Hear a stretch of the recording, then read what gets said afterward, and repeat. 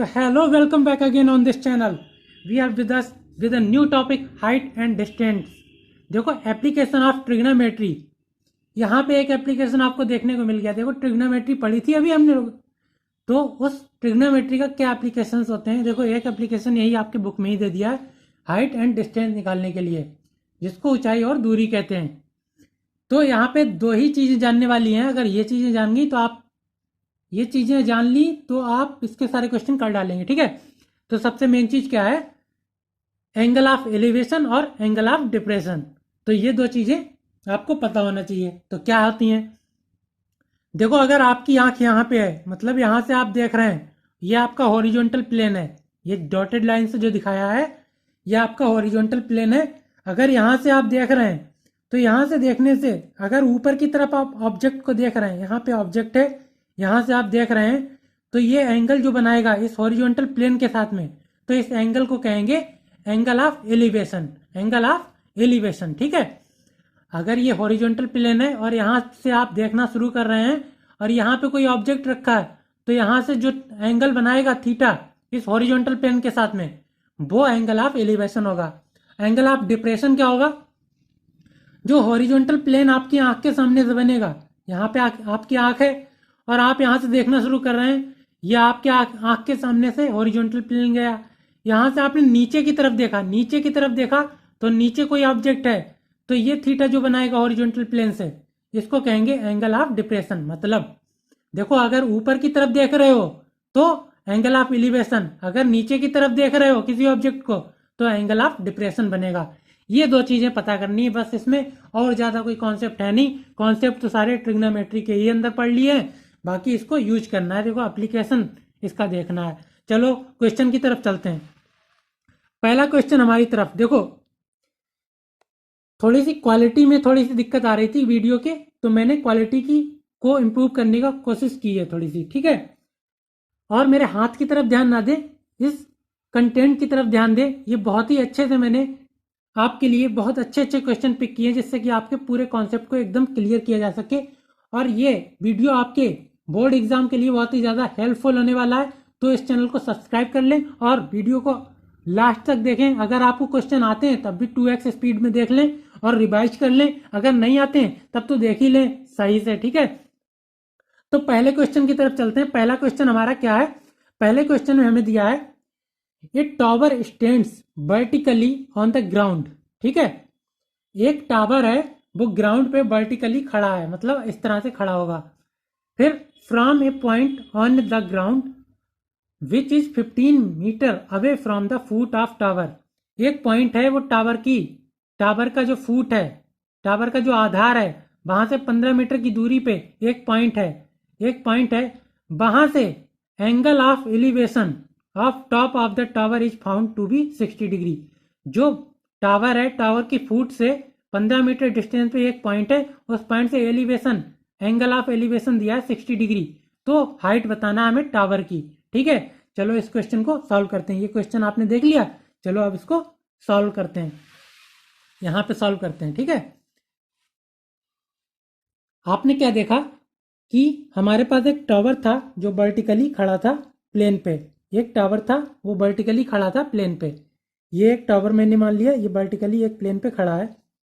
इससे 15 मीटर की डिस्टेंस पे, इसके फुट से, इसकी फुट है ये, इसका ये फुट है, इसके 15 मीटर डिस्टेंस पे एक, ये हमारी 15 मीटर डिस्टेंस हो गई, एक पॉइंट है। इस पॉइंट से इस टावर के टॉप पे, इसके टावर के टॉप पे ये एंगल बना रहा है 60 डिग्री, ये एंगल बना रहा है 60 डिग्री। तो इस टावर की हाइट बताना है। टावर हमारा कौन सा है, ए बी हमारा टावर है, ए बी हमारा टावर है। और ये पॉइंट हमारा 15 मीटर इसके फुट से है, 50 मीटर अवे। और यहाँ से एंगल ऑफ एलिवेशन मतलब उन्नयन कोण यहाँ से बन रहा है 60 डिग्री। इसकी टावर की हाइट बताना है।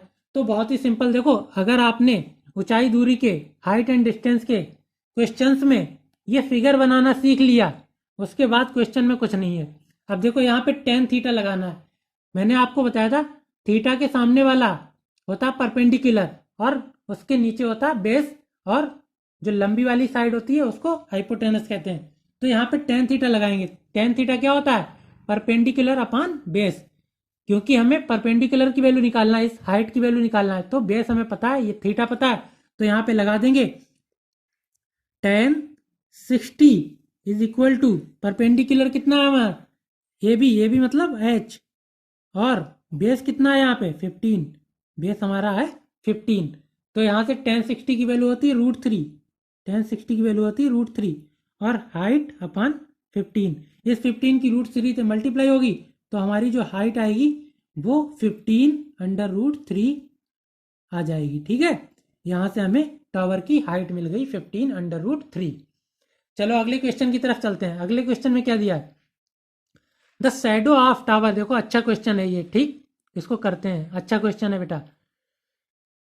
द शैडो ऑफ टावर, इस तरह से देखते हैं ऐसे, the shadow of A tower standing on A level ground, मतलब ग्राउंड पे एक टावर खड़ा है, तो क्या पाया जाता है, it is found to be 40 metre longer when the sun's at altitude is 30 degree then when it is 60 degree. देखो आपको क्वेश्चन में दिया गया है एक टावर है, वो इस तरह से जमीन पे खड़ा हुआ है, इस तरह से जमीन पे खड़ा हुआ है।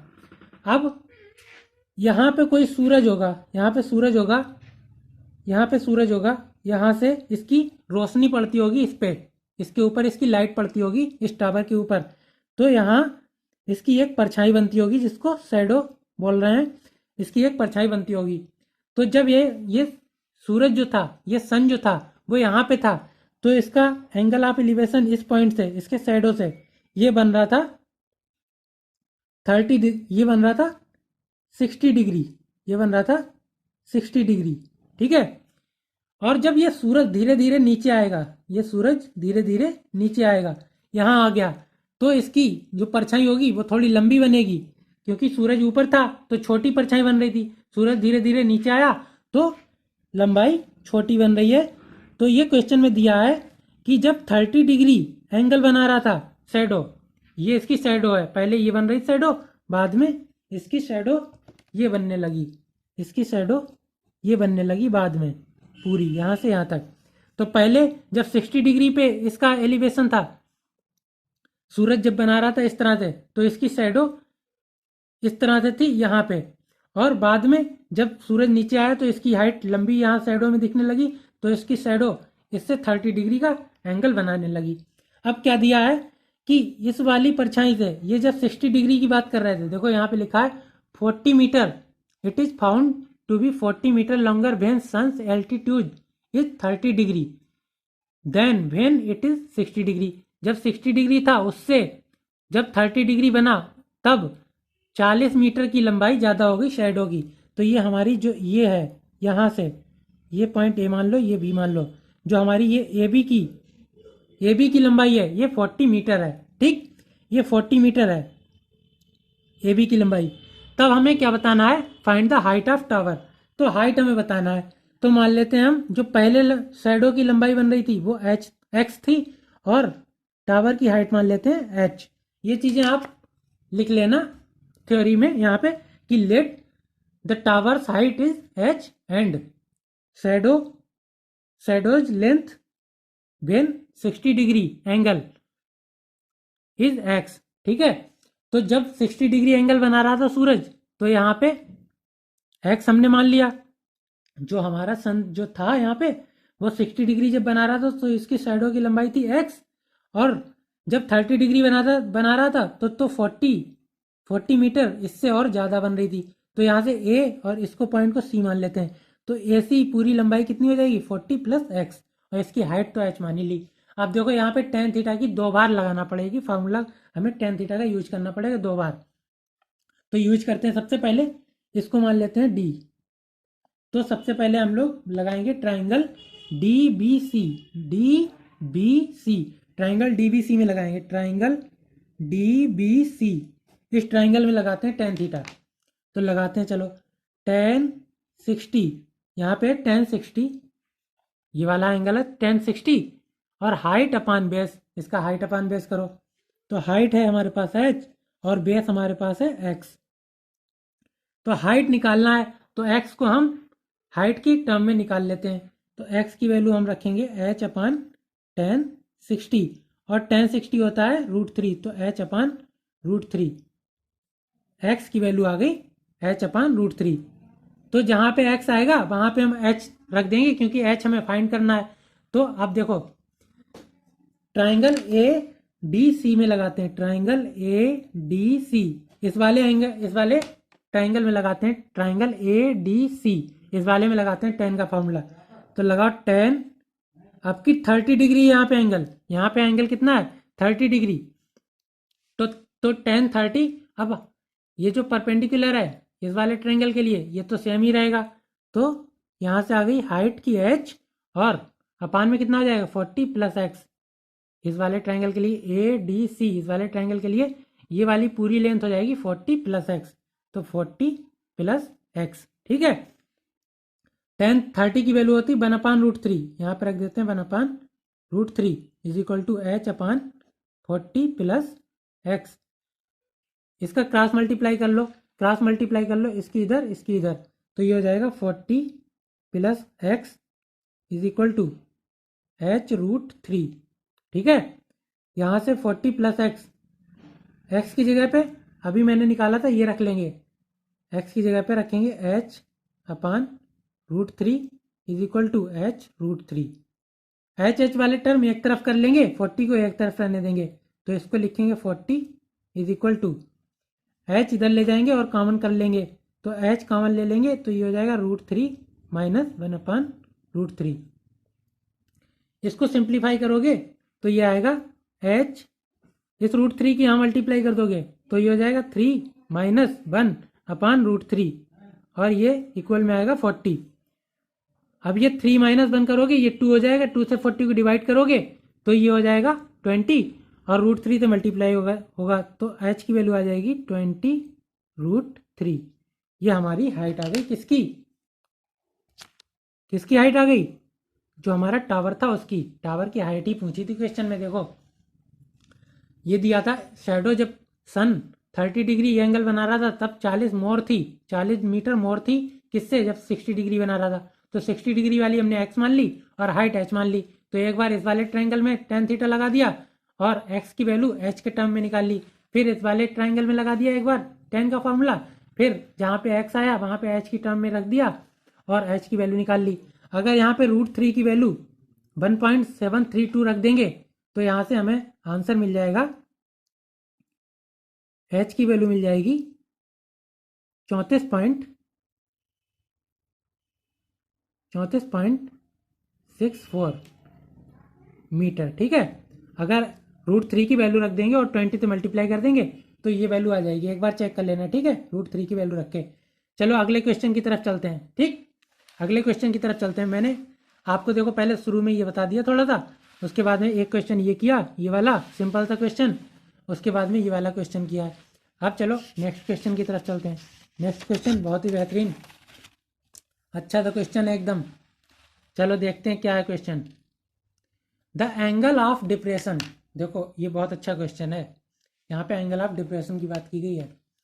Angle of depression of top and the bottom of 8 metre tall building from the top of a multi-story building are 30 degree and 45 degree respectively. Find the height of multi-story building.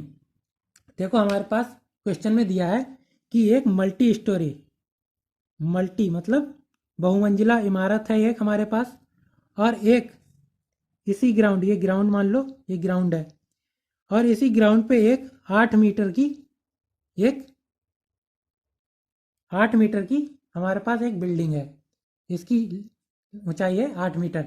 ये हमारे पास एक बहुमंजिला इमारत है और ये 8 मीटर की हमारे पास एक बिल्डिंग है, और ये सेम ग्राउंड पे खड़ी हैं, ठीक। अब देखो ये जो बहुमंजिला इमारत है ये एंगल ऑफ डिप्रेशन बता रहा है, यहाँ पे एंगल ऑफ डिप्रेशन कहाँ पे बना रहा है, बॉटम पे और बिल्डिंग के टॉप पे। तो जो बॉटम पे बना रहा है वो कितना बना रहा है, building from top of the multi storey are, देखो टॉप पे जो बन रहा है वो 30 डिग्री बन रहा है और बॉटम पे बन रहा है 40 डिग्री। तो क्वेश्चन में दे दिया हमें कि depression angle of depression of top and the bottom of 8 metre tall building, इस बिल्डिंग के टॉप पे बना रहा है 30 डिग्री एंगल ऑफ डिप्रेशन और इसके बॉटम पे बना रहा है 45 डिग्री। तो देखो ये हमारे पास है, ये हमारे पास है 30 डिग्री और ये हमारे पास है 45 डिग्री, ये हमारे पास है 45 डिग्री। और एंगल ऑफ डिप्रेशन अभी मैंने बताया था कहाँ से बनाते हैं, ऊपर हॉरिजॉन्टल प्लेन, यहाँ एंगल ऑफ डिप्रेशन यहाँ से देख रहे हैं तो यहाँ से देख रहे हैं इसका हॉरिजॉन्टल प्लेन ये होगा, तो इसके टॉप पे 30 डिग्री, ये 30 डिग्री है, ये वाली लाइन से ये 30 डिग्री है और ये इसके बॉटम पे 45 डिग्री है। तो देखो यहाँ पे थोड़ा सा एक थ्योरम का यूज करेंगे, ये 30 है तो यहाँ से एक हॉरिजॉन्टल लाइन खींच लेंगे, यहाँ से हॉरिजॉन्टल लाइन खींच लेंगे 8 मीटर ऊंचाई पे, तो ये जो हमारा ये लंबाई होगी बॉटम से ये होगी 8 मीटर, इसकी ऊंचाई से हमने एक हॉरिजॉन्टल लाइन खींच ली। तो यहाँ से हमें क्या दिख रहा है कि ये वाली जो लाइन है, ये लाइन जो है इससे 30 डिग्री हॉरिजॉन्टल लाइन ये ऊपर बन रहा है तो ये भी 30 डिग्री होगा। ये बेटा देखो एक थ्योरम होती है, ये हमारे जो एंगल होते हैं वो सेम होते हैं, यहाँ से जो एंगल बनेगा इस हॉरिजॉन्टल लाइन से, इस हॉरिजॉन्टल लाइन से वही एंगल सेम बनेगा, तो ये 30 डिग्री तो ये भी 30 डिग्री। इसी तरह से इस वाली हॉरिजॉन्टल लाइन से ये वाली लाइन बना रही 45 डिग्री, तो इस वाले हॉरिजॉन्टल से भी ये बनाएगी 45 डिग्री। तो देखो इस तरह से हमें क्या मिल गया, ये वाला एंगल मिल गया और ये वाला एंगल मिल गया। तो अब हम इसके नामकरण कर लेते हैं, इसके नाम लिख लेते हैं ए बी सी डी और ई, ठीक है, हमने लिख दिए इसके नाम। अब एक बार हम एक ट्रायंगल लेंगे ए डी ई और एक बार ट्रायंगल लेंगे ए सी बी, या ए बी सी एक बार लेंगे और ए डी ई एक बार लेंगे। देखो मैंने कैसे किया, अगर ये चीज़ बनाना आ गई आपको ट्रिग्नोमेट्री के इस वाले हाइट एंड डिस्टेंस वाले चैप्टर में, अगर ये चीज़ बनाना आ गई तो क्वेश्चन में कुछ नहीं है, तो क्वेश्चन में मैंने ये बना दिया। देखो एक 8 मीटर लंबी बिल्डिंग थी और एक मल्टी स्टोरी बिल्डिंग थी, तो इसके टॉप से इस 8 मीटर के टॉप पे 30 डिग्री का डिप्रेशन एंगल बन रहा था और इसके बॉटम पे 45 डिग्री का डिप्रेशन एंगल बन रहा था। अब इस लाइन से देखो ये वाला हॉरिजॉन्टल और ये हॉरिजॉन्टल लाइन है दोनों, तो ये एंगल सेम होंगे, तो ये 30 डिग्री हो गए और ये 45 डिग्री तो ये भी 45 डिग्री। अब देखो पूछा क्या है, हाइट पूछी है, तो हाइट के लिए 8 मीटर यहाँ तक की तो हमें पता है, इसको अगर x मान लें, इतने पोर्शन को x मान लें तो पूरी हाइट 8 प्लस x हो जाएगी। पूरी हाइट कितनी हो जाएगी 8 प्लस x, तो x की वैल्यू हमें मेन चीज़ निकालना है। अगर ये हम y मान लें, क्या y मान लें, यहाँ से यहाँ तक की डिस्टेंस पूरी y मान लें, तब हम क्वेश्चन को सॉल्व करेंगे। अब देखो एक बार ट्रायंगल क्या लेंगे, एक बार ट्रायंगल लेंगे, ट्रायंगल ए डी ई, इस ट्रायंगल को लेंगे, इस ट्रायंगल में लगाओ tan थीटा, लगाओ भाई tan 30, इस थीटा के सामने वाला क्या होगा परपेंडिकुलर, तो यहाँ पे परपेंडिकुलर x होगा, तो लगाओ tan 30 is equal to perpendicular upon base. देखो ये वाली चौड़ाई बाई है तो ये यहाँ से यहाँ तक की भी चौड़ाई बाई होगी, तो ये बाई है तो ये भी बाई होगी, तो परपेंडिकुलर इसका x और अपान बाई। देखो इतना x है, इस वाले ट्रायंगल के लिए लगा रहे हैं ए डी ई, तो इतना x है, एंगल के सामने वाली जो साइड होती है वही होती है परपेंडिकुलर, तो tan 30 perpendicular upon base, base कितना है बाई, ये लगा दिया। अब हमें x चाहिए तो बाई को हम x के टर्म में लिख लेंगे, y is equal to x upon tan 30, तो यहाँ से हो जाएगा y is equal to tan 30 की वैल्यू रखोगे 1/√3, 1/√3, तो ये हो जाएगा √3 इंटू एक्स, मतलब बाई जहाँ भी आएगा उसकी जगह पे हम रख सकते हैं √3 इंटू एक्स, ये हमें एक चीज़ मिल गई। अब दूसरे एंगल में लगाते हैं, बाई की जगह पे हम √3x रख सकते हैं, कहाँ से, ये वाले ट्रायंगल से हमें पता लग गया। चलो अब दूसरे ट्रायंगल में लगाते हैं वही tan वाला फार्मूला। दूसरा ट्रायंगल हमारे पास है A B C, triangle A B C triangle में लगाते हैं। चलो अब ए बी सी ट्रायंगल में क्या होगा, ये थीटा है हमारा और ये पूरी पूरी लंबाई ए बी सी ट्राइंगल ये है पूरा, तो इस थीटा के सामने वाली पूरी हाइट होगी, ये होगी परपेंडिकुलर। थीटा के सामने वाला परपेंडिकुलर होता है, तो थीटा के सामने वाला ये पूरी पूरी एक्स प्लस एट ये पूरी चीज़ है, वो है हमारा परपेंडिकुलर। तो लगाओ tan 45 इज इक्वल टू ये पूरी हाइट होगी परपेंडिकुलर, तो x प्लस 8 ये पूरी हाइट हो गई परपेंडिकुलर, और अपान बेस की जगह पे बाई। तो देखो बाई यहाँ पे आ गया, अब 10 45 होता है 1, यहाँ पे x प्लस 8 अपान बाई। इसको और सॉल्व करो, बाई की यहाँ मल्टीप्लाई करो, तो y is equal to x plus 8। हमें x की वैल्यू निकालना है, तो बाई की वैल्यू को हम रख देंगे x के टर्म में, तो यहाँ से √3 into x is equal to x plus 8 आ गया। अब x को एक तरफ कर लेंगे, तो ये हो जाएगा √3 माइनस 1, x को कॉमन ले लो।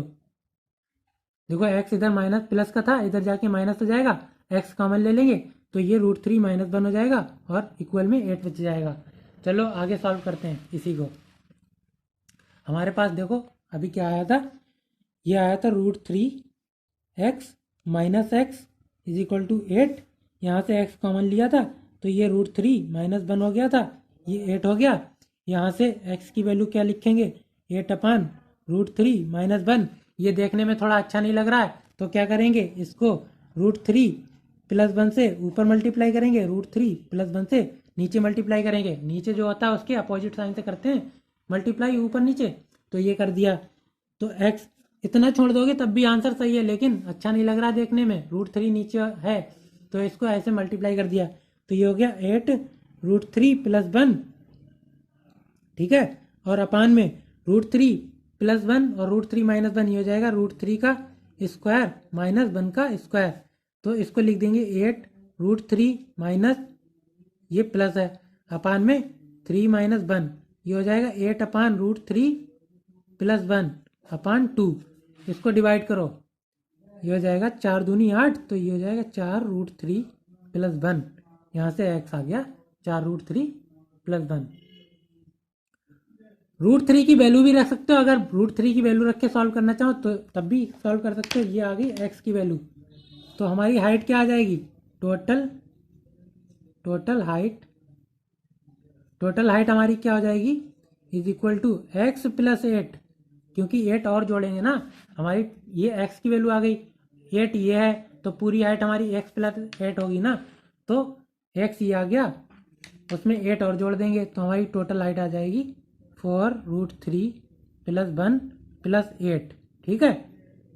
इसको ऐसे भी लिख सकते हैं 4 √3 प्लस 4 ये और 8 ये 12, इसको ऐसे भी लिख सकते हो 4 कॉमन ले लो, 4 √3 कॉमन ले लो, तो अंदर बचेगा 1 प्लस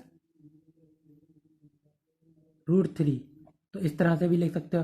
तो ये x की वैल्यू आ गई, ये हमारी हाइट आ गई, और इसको ऐसे भी लिख सकते हो, अगर √3 की वैल्यू 1.732 रख दो, तो इसको और भी सॉल्व कर सकते हो।